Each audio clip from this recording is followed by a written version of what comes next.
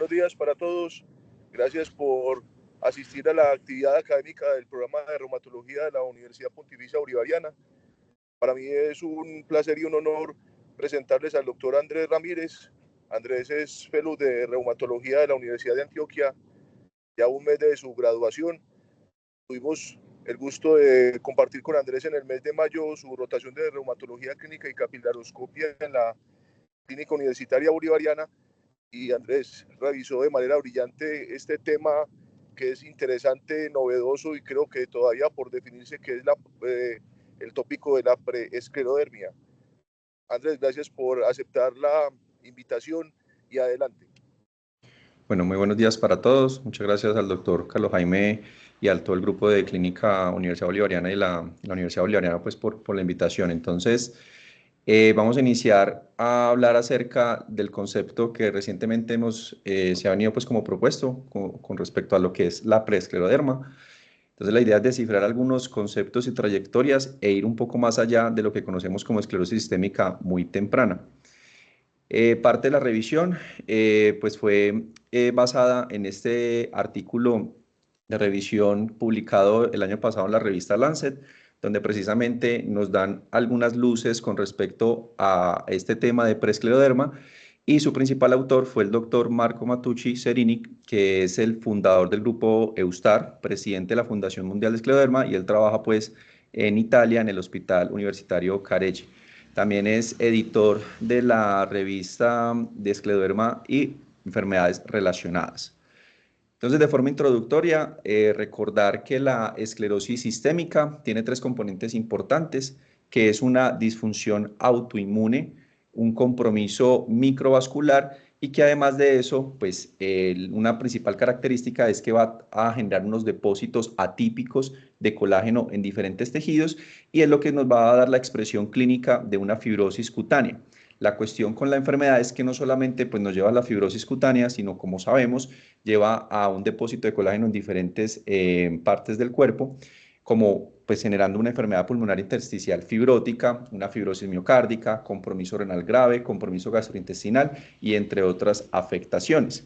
Entonces, viendo el compromiso multisistémico que tiene la enfermedad y pues basándonos en que posiblemente esa progresión de fibrosis irreversible nos lleva a mayor morbimortalidad, han habido ya varios estudios que han tratado de evaluar esa parte de mortalidad y vemos que el hecho de únicamente uno ser diagnosticado con una esclerosis sistémica tiene hasta 3.5 veces más probabilidades de morir en un tiempo determinado en comparación pues a la población en general. Con base en esto, entonces se ha tratado de evaluar cuál es como esa etapa en la cual yo puedo iniciar a detectar un compromiso vascular e inflamatorio mucho más temprano antes de que yo llegue realmente pues, a la progresión de la fibrosis que es irreversible y que nos lleva a mayor mortalidad. Para eso han hecho como unas analogías y ellos mencionan, así como en la artritis reumatoide tenemos unas fases en las cuales inicialmente el paciente persiste inflamado y que ya el resultado final es un daño estructural irreversible, la idea es que en la esclerosis sistémica también logremos identificar una ventana de oportunidad en la cual en este proceso inflamatorio temprano logremos intervenir antes que lleguemos pues como a esas lesiones fibróticas irreversibles donde realmente el impacto terapéutico pues no es marcado. Entonces empiezan a hablar un concepto de ventana de oportunidad y es ahí entonces donde en esa ventana de oportunidad viene lo que ya se ha venido hablando en las últimas décadas, desde el 2011 que se propuso con respecto al acrónimo DB2 por sus siglas en inglés, en lo que se refiere pues a diagnóstico muy temprano de esclerosis sistémica. Vemos entonces acá ya en la validación que fue de este B2 en el 2021, donde ellos identificaron a los pacientes que tenían fenómeno de Raynaud y determinaron cuál era el riesgo de progresión a 5 años de una esclerosis sistémica o de que cumplieran pues para los criterios ACR 2013 para la enfermedad. Entonces vemos que hay 4 variables importantes acá. Vemos entonces los anticuerpos positivos,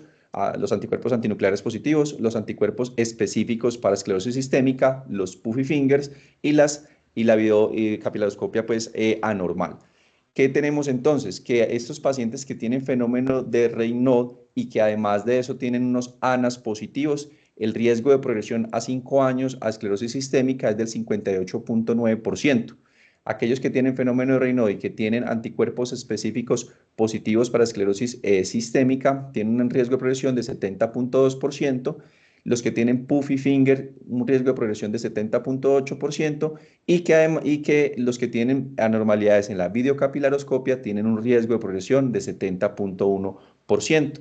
Entonces, vemos que estas variables, junto con el fenómeno de Raynaud, fueron las que incluyeron y precisamente propusieron como la parte del concepto de Beddoes. Y el concepto de Beddoes se basa principalmente en dos niveles. Entonces, en un primer nivel en el cual yo tengo una sospecha inicial, es decir, van a haber unos hallazgos que a mí me tienen que alertar y son bandera roja para yo empezar a sospechar que mi paciente tiene esclerosis sistémica, que son estos tres. Vemos entonces en el primer nivel que el paciente tenga fenómeno de Raynaud, que tenga Puffy Fingers, porque sabemos que a 5 años hasta el 70% más pueden progresar a esclerosis sistémica, o que tengan anticuerpos antinucleares en esta parte del primer nivel.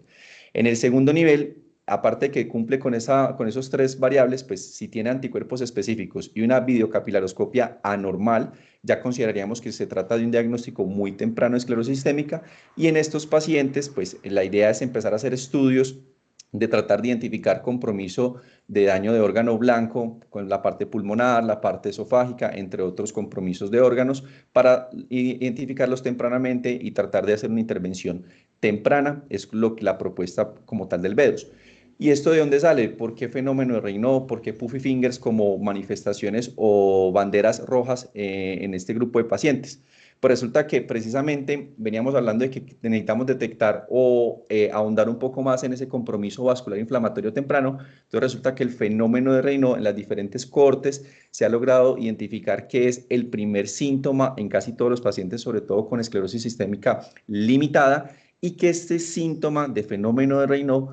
precede a otros síntomas de esclerosis sistémica hasta 2 o 5 años antes del diagnóstico o de aparición de otros síntomas de la enfermedad. Sin embargo, el fenómeno de Raynaud no es el único síntoma que veíamos ahí en la parte de Beddoes, sino que también estaba los Puffy Fingers. Y vemos entonces que aquellos pacientes que tenían fenómeno de Raynaud, tenían ANAS positivos, en esta gráfica que vemos, tenían historia previamente, algún momento de haber tenido Puffy Fingers, o en ese momento actual de la evaluación, pues como de fenómeno de Raynaud y ANAS positivos, tenían actualmente Puffy Fingers. Vemos entonces que es importante que hayan adicionado la parte de los Puffy Fingers como abordaje inicial en el concepto de Beddoes. ¿Y de dónde sale esta parte de Puffy Fingers y por qué es importante? Y en las diferentes cohortes que se ha evaluado, es una cohorte importante estadounidense de 301 pacientes, en las cuales ellos trataron de evaluar precisamente esas características clínicas, ese compromiso de órgano y el riesgo de mortalidad en los pacientes con esclerosis sistémica muy temprana. Vemos entonces acá cuáles eran los primeros síntomas de aparición de la escleroderma. Y cuando nos vamos a los Puffy Fingers, vemos que en los pacientes que tenían ya diagnóstico definitivo de esclerosis sistémica, pues que desarrollaron diagnóstico definitivo de esclerosis sistémica, o que estaban en riesgo de desarrollar esa esclerosis sistémica, hasta un 50% de los pacientes que habían tenido pues ya la esclerosis sistémica, el primer síntoma de ellos fueron los Puffy Fingers. Entonces, fenómeno de Raynaud y Puffy Fingers como síntomas iniciales de la enfermedad. Además de eso, pues se ha evaluado que estos Puffy Fingers parecieran también ayudar como a preceder dos perfiles clínicos potenciales en la esclerosis sistémica, un perfil vascular y un perfil inflamatorio temprano. En este perfil vascular, que es en la mayoría de los pacientes que conduce esclerosis sistémica en una variedad limitada, y un perfil inflamatorio temprano en algunos pacientes que conduce ya a una esclerosis sistémica difusa agresiva, nos ayudaría esta parte de detección de los Puffy Fingers. Y nos habla entonces de que este hallazgo es un parámetro clave temprano porque es la expresión clínica básicamente de que hay una infiltración temprana por células inflamatorias en la dermis y en la hipodermis, y que es un continuo precisamente entre estos Puffy Fingers y la esclerodactilia específica de la esclerosis sistémica. Además de eso,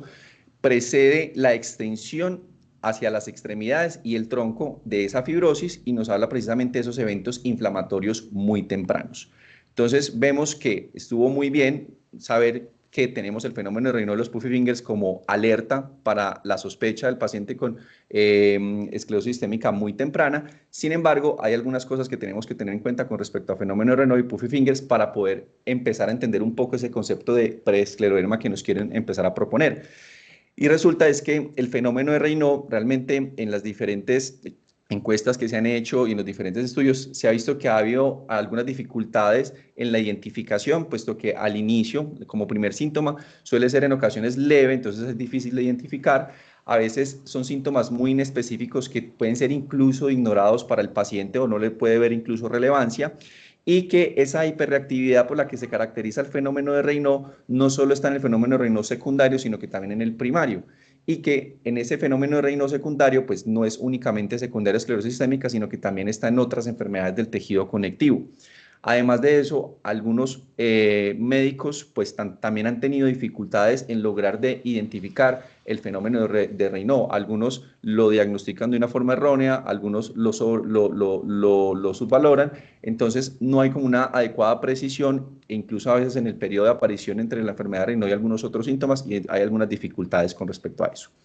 Por otro lado, ya cuando el paciente presenta fenómeno de Raynaud y puffy fingers, ya lo que se nos tiene que venir a la mente es que hay una disfunción endotelial continua y ya está habiendo un sufrimiento de los capilares. Y esto lo vemos acá representado en esta imagen, en donde en el fenómeno de Raynaud empieza a haber un compromiso, una lesión de isquemia y reperfusión, en donde empieza a haber, por esa vasoconstricción hay daño también endotelial. Acá juega un papel importante la endotelina. Esa lesión por isquemia y reperfusión pues lleva a mayor secreción de especies reactivas de oxígeno, a factor de crecimiento endotelial vascular, y esto lleva a alteración de las uniones intercelulares del endotelio, y esto lleva a un aumento de la permeabilidad y a una fuga capilar como tal. Y todos estos factores son quimiotácticos, donde hacen que lleguen células inflamatorias, empieza a haber mayor debilidad y permeabilidad vascular, y toda esta parte de contenido inflamatorio pues lleva a mayor secreción de factor de crecimiento transformante beta, que va a actuar en los fibroblastos. Estos fibroblastos se van a cambiar a miofibroblastos, y estos miofibroblastos pues van a secretar colágeno 1, colágeno 3, fibronectina, fibrilina, que se van a depositar en toda la parte perivascular y en todo el intersticio, y va a generar a futuro pues como tal la fibrosis. Y además se ha visto que en todos estos secretores, pues como de células inflamatorias y de interleuquinas, pues lleva a un cambio de las células endoteliales a unas células mesenquimales, que ya van a generar todo este compromiso y pues todo este depósito de tejido de matriz extracelular. Hay muy poquitos estudios con respecto a qué se encuentra en las biopsias de estos pacientes de los puffy fingers y el fenómeno de Raynaud. Vemos acá en este corte histológico con hematoxilina eosina en la gráfica A, donde se ve un vaso linfático acá en la A2, y en la A1 un vaso sanguíneo. Vemos que cuando se amplifica la imagen, acá se ven los diferentes infiltrados inflamatorios alrededor del vaso sanguíneo, y vemos cómo el vaso linfático está completamente dilatado, también con infiltrado inflamatorio en esta zona. En la gráfica B vemos acá el vaso, y su alrededor hay mucho depósito de matriz extracelular, que ya va a pasar pues a un componente importante de esta parte de la enfermedad. Y cuando vemos en la inmunofluorescencia, que está con un marcaje de CD45, que son los leucocitos, CD31, que son el endotelio, y el DAPI, que nos evalúa los núcleos, vemos cómo los vasos sanguíneos que están en rojo están completamente rodeados de un infiltrado inflamatorio importante en esta área perivascular. Estas son fotografías de microscopía electrónica, en donde vemos entonces que ya de entrada en los puffy y en el fenómeno hay una hipertrofia de las células endoteliales, hay un depósito importante de matriz extracelular y hay una dilatación marcada de los vasos linfáticos en estos pacientes. Entonces, si bien nos ha ayudado un poco a ubicarnos y a tratar de detectar a estos pacientes, hay que tener en cuenta que el fenómeno de Raynaud y los puffy finger ya reflejan una progresión de la enfermedad que potencialmente podría volverse irreversible. Entonces, ahí empieza a hablarse de un concepto de ¿será que podemos identificar mucho antes del fenómeno de Raynaud o de los puffy? Entonces, para eso hay una necesidad de examinar el orden cronológico precisamente de lo que hemos conocido como esclerosis sistémica. En la pantalla vemos entonces cómo hacen una propuesta nosológica desde la esclerosis sistémica cutánea difusa hasta precisamente la esclerosis sistémica sin escleroderma, la esclerosis sistémica muy temprana, y que posiblemente la preescleroderma empecemos a tener un concepto por acá de qué más está pasando y qué podemos nosotros identificar rápidamente en estos pacientes para evitar empezar a detectarlos pues como en esta zona donde ya hay fibrosis, donde realmente el impacto de morbimortalidad es mayor. Entonces, realmente definir una fase de preescleroderma, ¿será que se documenta o consideramos fase de preescleroderma antes del fenómeno Raynaud sabiendo que es uno de los primeros síntomas? ¿O será que lo o consideramos preescleroderma antes de los puffy fingers? Es difícil hasta el momento lograr dar una definición de preescleroderma, pero digamos que en los diferentes ensayos clínicos que se han evaluado precisamente para dar una definición del inicio de escleroderma, algunos mencionan que la preescleroderma o la fase clínica preescleroderma pudiese ser la aparición del primer síntoma no relacionado con fenómeno de Raynaud. Y para una cohorte en la Universidad de Pittsburgh han tratado de definir como posiblemente la aparición del primer síntoma relacionado o no con fenómeno de Raynaud. La cuestión es que obviamente la enfermedad tiene una historia natural muy heterogénea y que la evolución es diferente tanto en la expresión de la esclerosis sistémica limitada como la difusa. Entonces, todavía hay algunas dudas con respecto a cómo hacer una definición clara y específica de un paciente con preescleroderma. Además, lograr hacer una identificación de un paciente en una fase oligosintomática que preceda esa fase del B2 realmente va a ser un reto, y eso es lo que la idea de reunirnos el día de hoy, tratando como identificar algunos factores que nos ayuden por esta parte. Entonces, ahí veníamos hablando de esta propuesta de sospecha de esclerosis sistémica, banderas rojas, fenómeno de Raynaud, puffy fingers. Pero vemos acá que empieza a tener un papel importante los anticuerpos. ¿Qué mencionan con respecto a los anticuerpos? Cuando evaluamos precisamente el porcentaje de pacientes que cumplen criterios de clasificación a 5 años en la cohorte de B2, vemos que el paciente que tiene anticuerpos específicos para esclerosis sistémica más puffy fingers tiene un riesgo de progresión de 94.1%. El paciente que tiene anticuerpos específicos con anormalidades en capilaroscopia, 82%. Los que tienen ANAS positivos y puffy fingers, 79%, y aquellos que no tienen ahí la parte de anticuerpos, sino que solamente tienen anormalidad de capilaroscopia, los puffy fingers y el fenómeno de Raynaud, tienen 69.2% de desarrollar esclerosis sistémica. Entonces vemos que de entrada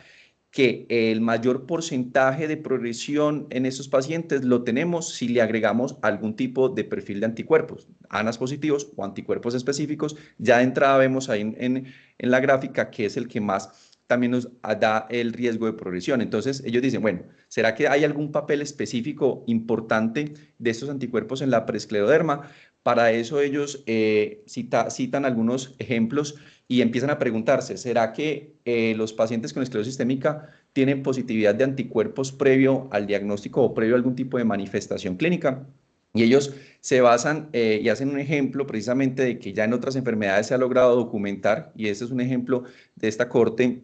militar en los Estados Unidos, donde ellos evaluaron precisamente la positividad de anticuerpos previo pues a las manifestaciones clínicas, en donde veíamos que 3 años antes o 3 años y medio ya habían positividad de anticuerpos antinucleares, de anti-RO, de anti-LA y algunos del perfil de antifosfolípidos. Entonces, esa misma pregunta se le hicieron con respecto a esclerosis sistémica. ¿Qué pasa con estos pacientes? ¿Existen, no existen? ¿Qué se ha podido hablar? Hay una cohorte importante y es una cohorte de 46 pacientes en donde ellos también evaluaron las muestras de militares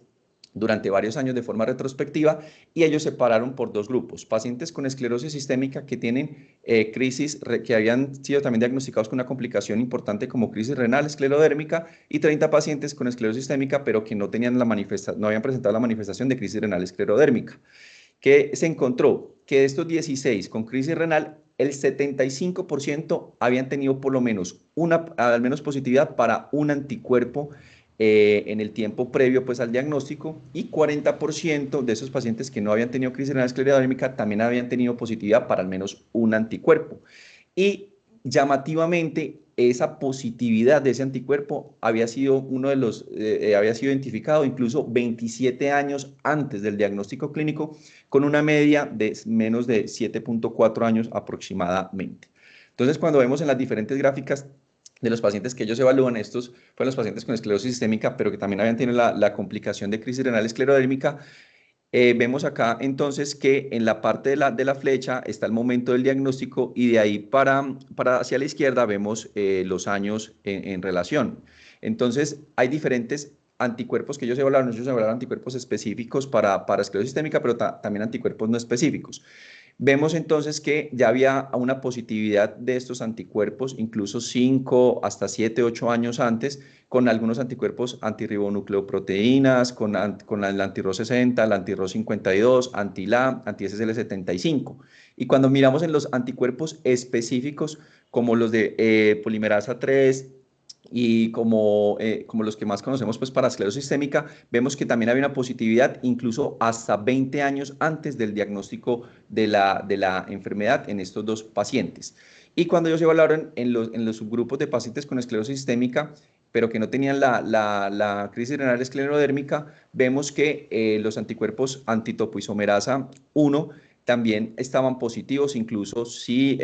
25 años, entre 7 y 8 años antes de la enfermedad, o incluso hasta 3 o 4 años antes de la enfermedad. Vemos acá también anticuerpos anticentrómero 20 años antes del diagnóstico de la enfermedad, 16, 17 años antes del diagnóstico de la enfermedad, incluso 7 años de la enfermedad. Y vemos acá estos otros anticuerpos como el RO52, el RO60 y la topoisomerasa 1 también. Otra forma que miraron y otro gráfico interesante que ellos definieron fue con un mapa de calor donde separaron los pacientes con esclerosis sistémica, crisis renal esclerodérmica y los pacientes con esclerosis sistémica y que no tenían crisis renal esclerodérmica. Vemos entonces que cuando vamos a los anticuerpos específicos como la RNA polimerasa 3, vemos que los pacientes tenían positividad de estos anticuerpos incluso 16.6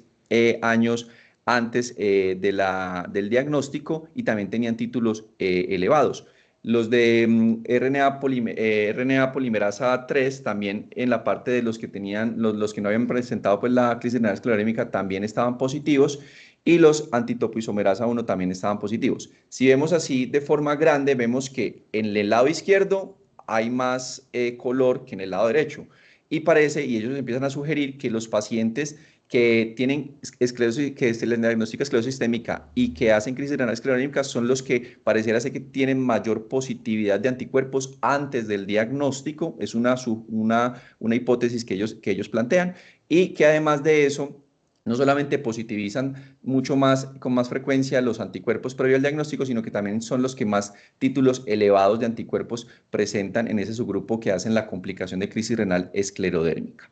Eso en cuanto a anticuerpos específicos, pero vemos que también en el B2 está la parte de los ANA. ¿Qué pasa con esos ANA? ¿Qué importancia tiene? Pues ellos dijeron, sí, obviamente tiene importancia en la autoinmunidad sistémica temprana, sin embargo, se ha logrado identificar que en estos pacientes que tienen ANA positivo, tienen mayor concentraciones de moléculas de adhesión intercelular, mayor cantidad de selectinas, de adhesinas, lo que sugiere que estos pacientes con ANAs positivos de entrada ya se está hablando de que hay una disfunción endotelial, que obviamente hay autoinmunidad y que esa disfunción endotelial es un evento temprano necesario para esa patogénesis de la enfermedad de entrada, entonces por eso los ANA son relevantes en este tipo de escenarios. Y vemos, y si recordamos en el mismo gráfico que vimos en la cohorte de B2,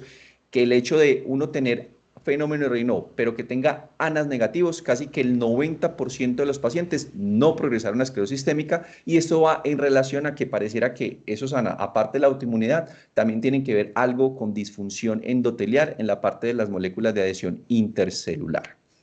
Entonces empiezan a hablarnos un poco más con respecto a esos anticuerpos específicos y cómo se han convertido o no en un parámetro importante en la evolución inicial de la enfermedad. Entonces, para eso han tratado de mirar la trayectoria clínica de esos anticuerpos en la parte del B2, en la parte de la fibrosis, qué tanto impacto tiene o no en la participación de la fibrosis de órganos y qué tanto impacto tiene o no en la gravedad de la esclerosis sistémica. Para eso hay varias cohortes, es una cohorte Genisus en donde ellos de forma interesante evaluaron el valor predictivo o qué significado predictivo tenía la presencia de anticuerpos específicos para esclerosis sistémica y vemos entonces que los anticuerpos anti-topoisomerasa cuando evaluaban la capacidad vital forzada basal versus ya los 3 años de evaluación, vemos que había un impacto y una disminución importante pues, en la capacidad vital forzada, diciendo entonces que posiblemente este hallazgo de anticuerpos positivos específicos nos ayuda como predictor temprano de un compromiso visceral, que si bien acá lo documentan como en el compromiso pulmonar, ellos lo proponen que puede ser no solo pulmonar, sino en otros órganos, y que nos predice posiblemente que el paciente tiene mayor riesgo de disminución de la capacidad vital forzada en los siguientes 3 años del seguimiento. Y en otras cohortes, que una cohorte del Hospital Royal Free, donde también se documentó que la antitopoisomerasa 1 pareciera predecir el inicio de la fibrosis pulmonar independientemente del tipo subcutáneo, cutáneo que tuviera el paciente con esclerosis sistémica. Hay otras cohortes también que han tratado de evaluar pues como ese impacto de la estratificación de la esclerosis sistémica con respecto al estado de anticuerpos versus el compromiso cutáneo, y pareciera que realmente los anticuerpos superan esas clasificaciones basadas en la piel para la predicción de supervivencia. Y en otros escenarios, con el escenario importante de esclerosis sistémica sin escleroderma, aquellos pacientes que tenían positividad para antitopoisomerasa 1 era el único predictor independiente de progresión a fibrosis cutánea, independientemente como tal pues de las otras manifestaciones. Y hay otra cohorte importante que es la cohorte biopsia, en la que ellos evaluaron y tomaron biopsias y evaluaron los niveles o las regulaciones en alta de alguna expresión de genes específicos de fibrosis en la piel y en la sangre. Entonces, ellos documentaron, como vemos acá, los genes y el tipo de anticuerpo, tanto en pacientes con esclerosis y en los pacientes sanos. Entonces, vieron que los antitopoisomerasa 1 y los anti-RNA polimerasa 3 se asociaron a diferente aumento en la expresión de marcadores genéticos para proteínas séricas de fibrosis, tanto en sangre como en la piel. Entonces, es importante reconocer cómo estos anticuerpos se relacionan precisamente con la cantidad de expresión de proteínas para la fibrosis como tal. Por otro lado, si bien estos anticuerpos específicos ya se está hablando de que hay algún papel predictor en algún compromiso a futuro de compromiso pulmonar y de otros órganos, uno empieza a evaluar, bueno, ¿será que hay otros anticuerpos que también pudiesen tener un impacto en esta parte de este escenario de esclerosis sistémica temprana? Entonces, ellos mencionan en este estudio que hay otros anticuerpos que efectivamente fueron estadísticamente significativos para el desenlace de fibrosis pulmonar clínicamente significativa. Y esos otros anticuerpos son una infinidad que vemos acá, son 11 en el apéndice suplementario, mencionaban los anti-1-RNP, los anti-THDTO, los anti-SL, los anti-KU, los anti-JO1, los anti-RO, anti-LA, anti-PL7 e incluso los anti-SMIR los mencionaban como otros anticuerpos que pareciera que ayudaban a esa parte de predicción de compromiso en fibrosis pulmonar. Y también, no solo en el componente pulmonar, sino también en las crisis renales esclerodérmicas, también estaban estos otros anticuerpos como importantes a la hora de predecir el compromiso de órgano en la parte renal. Entonces uno dice, bueno, tenemos los ANAs, tenemos anticuerpos específicos, tenemos positividad de algunos otros anticuerpos que pareciera tener algo de impacto. Entonces, ¿qué hace que esta parte de anticuerpos se esté positivizando o esté como pasando todo este fenómeno inmunológico? También han tratado de evaluar el concepto de la eferocitosis, y esto parte de que la eferocitosis es esa capacidad que tienen los macrófagos pues, de fagocitar diferentes componentes de células apoptósicas. Entonces, ellos hicieron mediciones precisamente del índice de eferocitosis en pacientes con esclerosis sistémica. Entonces, vemos acá en la gráfica, vemos 3 gráficas en las cuales en esta primera parte de la izquierda vemos que son donadores sanos con sus macrófagos, y en esta parte derecha vemos que están los pacientes con los macrófagos de los pacientes con esclerosis sistémica.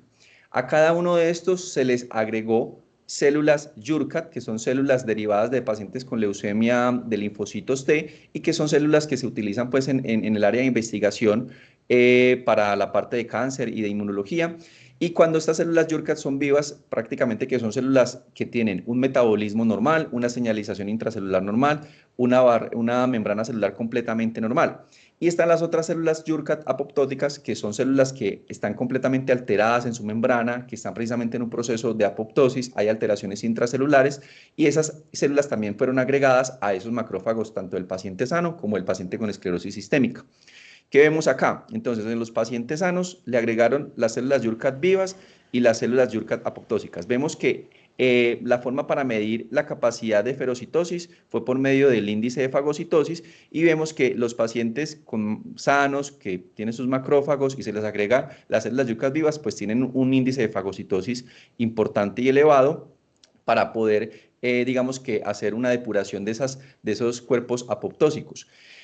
Sin embargo, cuando evaluamos y comparamos esos macrófagos de los pacientes con esclerosis sistémica, vemos entonces acá, cuando les agregan las células Jurkat apoptósicas, en comparación a los sanos, vemos que definitivamente el índice de fagocitosis está disminuida, y eso pasa en cada uno de los demás pacientes a evaluar. Entonces, se ve que en las personas con esclerosis sistémica hay una persistencia de estos cuerpos apoptóticos que llevan a la mayor generación de autoantígenos y a la producción, pues, de anticuerpos para la enfermedad. Y además evaluaron también cuál es esa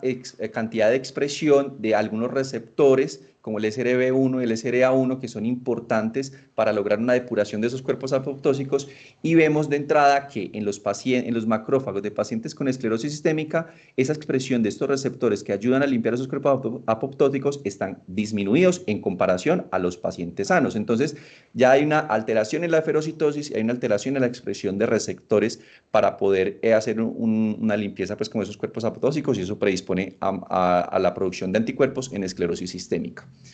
Y además se ha documentado, pues, que en aquellos pacientes que incluso se les da como tratamiento el trasplante en la esclerosis sistémica, se ha visto que la disminución de títulos en el post-trasplante,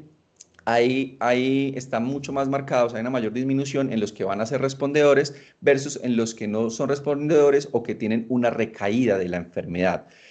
Y vemos entonces que obviamente esa alteración en la ferocitosis en los humanos, pues la topoisomerasa 1 de esas células apoptósicas que van a estar unidas a la membrana, pues van a ser reconocidas por anticuerpos antitopoisomerasa. Entonces nos habla de que si ya está positivo esta topoisomerasa, algo está pasando con ese índice de fagocitosis en los macrófagos de los pacientes con esclerosis sistémica.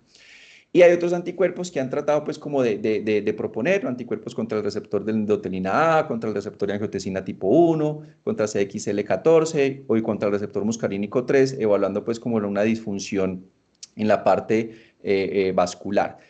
Entonces, se menciona que pareciera que es una enfermedad demasiado heterogénea, o será que más bien son varias enfermedades que comparten características comunes. Esto también sigue siendo algo de pregunta, porque de entrada, pues, si bien están tratando de explicar esto fisiopatológicamente, no explica del todo esa positividad de anticuerpos e incluso la positividad excluyente que tienen los anticuerpos específicos. Entonces, uno cuando empieza a abordar este tema, y creo que para mí, antes de ahondar sobre la prescleroderma, a mí me hablaban de VEDOS y para mí, o esclerosis sistémica temprana, y para mí solamente era esta parte: fenómeno de Raynaud, Puffy Finger, alteraciones de capilaroscopia, ANAS positivos y anticuerpos específicos para esclerosis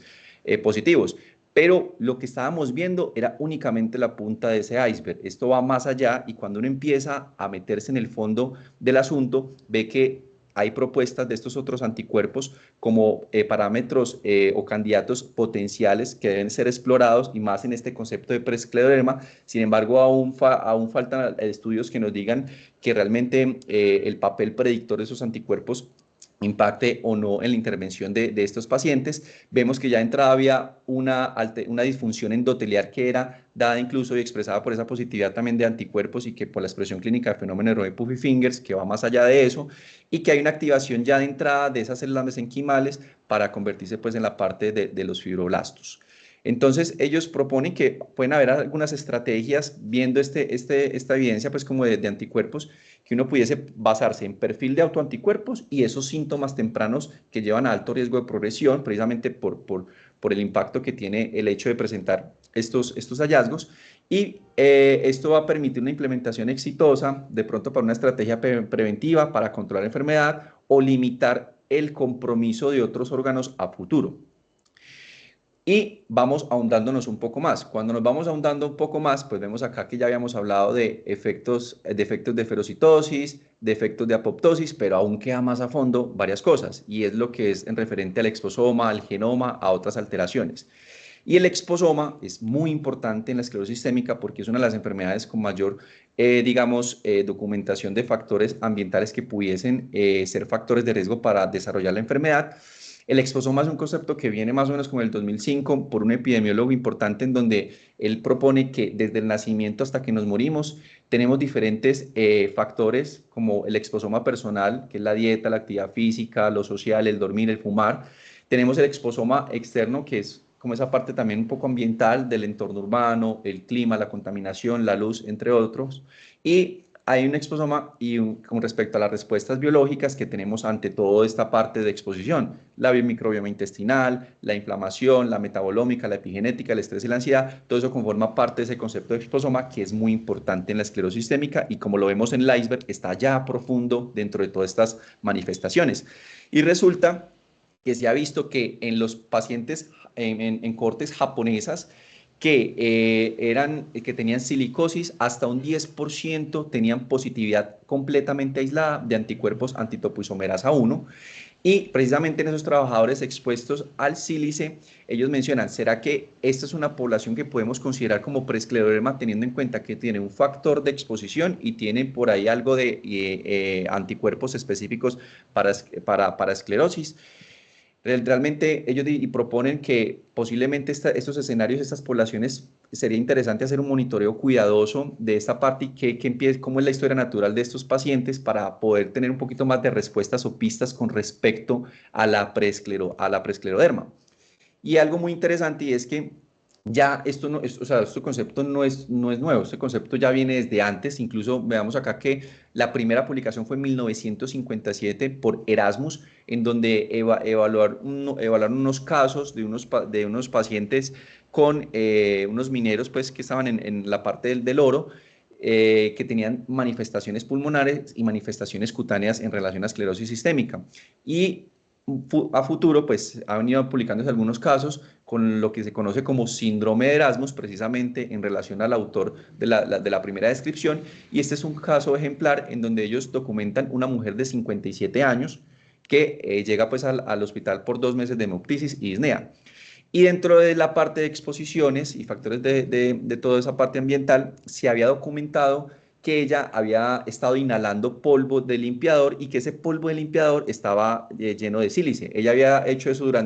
desde los 16 hasta los 36 años y lo había cogido como un remedio, digamos lo que entre comillas casero, porque sufría mucha de náuseas y anorexia durante el embarazo y luego eso persistió pues como con esos síntomas, entonces lo dejaba como un remedio casero. 5 años después de esa exposición, empezó a hacer fenómeno de Raynaud, luego desarrolló esclerodactilia, eritema periungueal, capilares gigantes, anticentrómeros positivos y como llegó con esos síntomas pulmonares y hemoptisis, hicieron pues los demás estudios, encontraron la tomografía que tenían, como vemos acá, unos ganglios calcificados, característicos en cáscara de huevo, muy característico pues de silicosis. También había infiltrados reticulonodulares, principalmente pues en el pulmón izquierdo, para lo cual entonces se consideró que sí, era un síndrome de Erasmus por la exposición de silicosis con esa inhalación que había tenido la paciente y las características clínicas que tiene de esclerosis sistémica, configurando entonces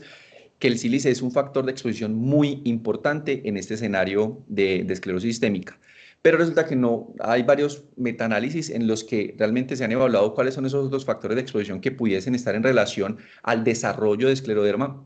Y no solamente está el sílice tiene uno de los, digamos que de los factores de exposición más importantes, pero también están los solventes, están las resinas de epóxido, también la mencionan con ORs incluso que van hasta 5 a 6 de riesgo. Los implantes mamarios, pareciera que puede haber algo de predisposición para desarrollo de escleroderma, los pesticidas y el humo de soldadura, a tener en cuenta como factor de exposición, y entonces el concepto de el exposoma en esclerosis sistémica. Entonces, yendo un poquito más allá, entonces vemos que el exposoma pues, también tiene algo de la parte genética. ¿Qué se tiene de genética y preescleroderma? Realmente se han tratado de identificar poblaciones en riesgo. Se sabe que los pacientes que tienen esclerosis sistémica, que tienen familiares con esclerosis sistémica o que tienen alguna enfermedad reumatológica autoinmune sistémica, tienen un poquito más de riesgo que de generar una esclerosis sistémica, pero realmente no es algo estadísticamente significativo, y han tratado de evaluar la concordancia clínica en los gemelos monocigotos, pero realmente esta es pobre. Hay más concordancia con respecto a los títulos y los perfiles de autoanticuerpos y de factores de transcripción fibrótica versus a la población general. Ya han tratado de evaluar algunos scores de riesgos en la genómica. Este es, digamos que el principal, que incluyó pues más de 9.000 pacientes con esclerosis sistémica versus 17.000 controles, donde trataron de evaluar precisamente los polimorfismos de nucleótido único. Solo encontraron 33 de toda esa cantidad de esclerosis sistémica, y cuando fueron a evaluar y tratar de hacer un score de predicción de riesgo para preescleroderma, el área bajo la curva fue de 0.67. Realmente no fue un resultado pues como óptimo para lo que quisiéramos. Entonces realmente ese tamaño del efecto no fue lo suficientemente fuerte como para ayudarme a mí a predecir de forma individual o definir qué se trata de preescleroderma. Entonces ellos mencionan que aún se necesita un poquito más de modelos de predicción un poco más sólidos y a futuro para lograr predecir esos pacientes que van a entrar en el grupo de preescleroderma.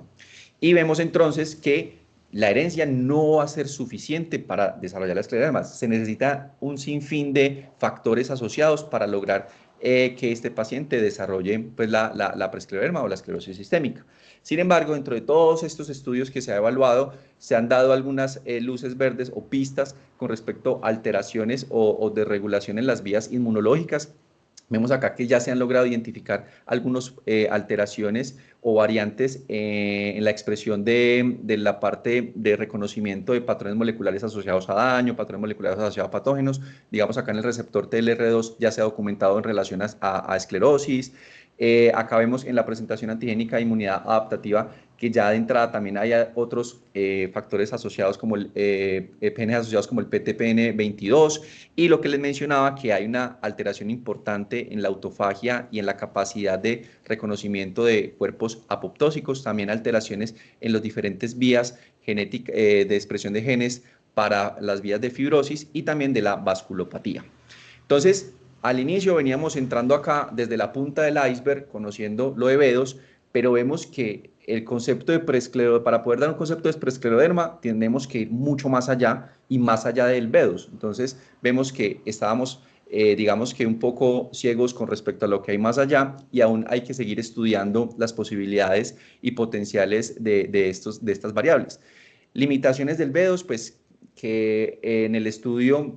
todos como criterio obligatorio era que tenían que tener fenómeno de Raynaud. Entonces, digamos que esto no le ayuda a uno poco para saber qué hacer o qué concluir con los pacientes que no tienen fenómeno de Raynaud, pero que sí tienen por ahí positividad de anticuerpos específicos, y que como obviamente el criterio obligatorio también es fenómeno de Raynaud, no sabemos también esa parte de pacientes que hacen puffy fingers, incluso que hacen puffy fingers sin tener fenómeno de Raynaud porque puede ser una manifestación inicial, tampoco los incluyeron. Entonces, hay esa historia natural temprana de la enfermedad, hay por ahí todavía como sigue siendo un poco gris para poder definir esa parte de preescleroderma. Entonces, ahondando un poco, uno empieza a decir, bueno, ¿será que podemos tener algunos conceptos iniciales tratando de concluir con toda esta evidencia? Y es que, ¿será que esos pacientes con fenómeno de Raynaud, con puffy fingers y con ANA, es decir, en ese primer nivel del BEDOS, donde la menciona como sospecha de esclerosis sistémica, ¿será que más bien a este grupo de primer nivel, será que los consideramos que tienen preescleroderma? Eso sigue siendo motivo de debate. Unos dicen que sí, otros dicen que no. Digamos que hay algo de evidencia lo que hemos visto, o podemos hacer un tipo de asociaciones, pero sigue en debate. Realmente, cómo clasificar a los pacientes con fenómeno de Raynaud aislado, pero que tienen anticuerpos específicos, sigue también en cuestionamiento.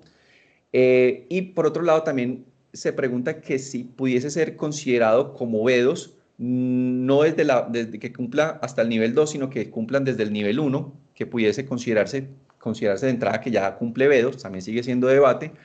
O que si en estos pacientes que tienen esos PUFI, tienen esos ANA, o que tienen un fenómeno Raynaud y que tienen esos ANA, si pareciera que posiblemente en vez de llamarlos como enfermedad indiferenciada del tejido conectivo, los metemos más bien con el concepto como preescleroderma, y con eso ayudamos como a encasillar un poco más a esos pacientes con enfermedad indiferenciada del tejido conectivo, también sigue siendo en discusión. Entonces, digamos que se están abriendo el panorama un poco a tratar de definir ese concepto de prescleroderma. Ya queda pues a disposición a seguir pues como ahondando en qué va a salir a futuro.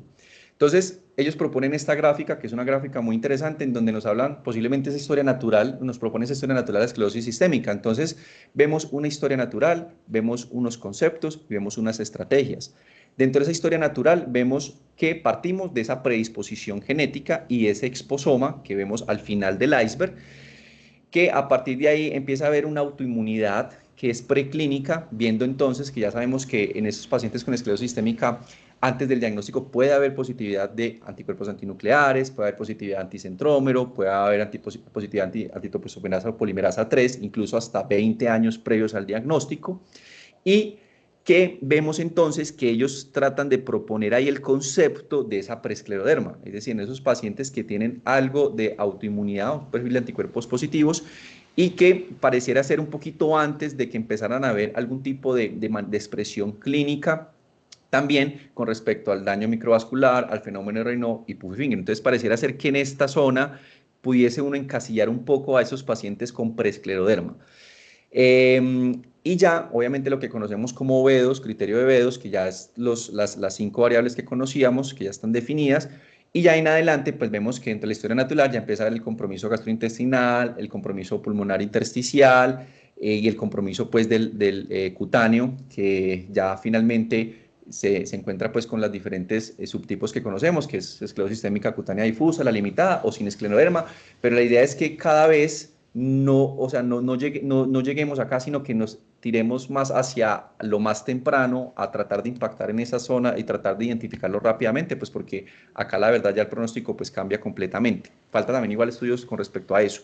Y ellos mencionan que posiblemente hay estrategia. Entonces, si nos vamos acá en esa parte de esa prescleroderma, pues pudiesen haber propuestas de medicina preventiva, de monitoreos más estrechos, entre otros, y posiblemente ayudarnos a identificar mucho más tempranos estas ventanas de oportunidad y pues obviamente acá en esta zona pues el tratamiento de esclerosis sistémica.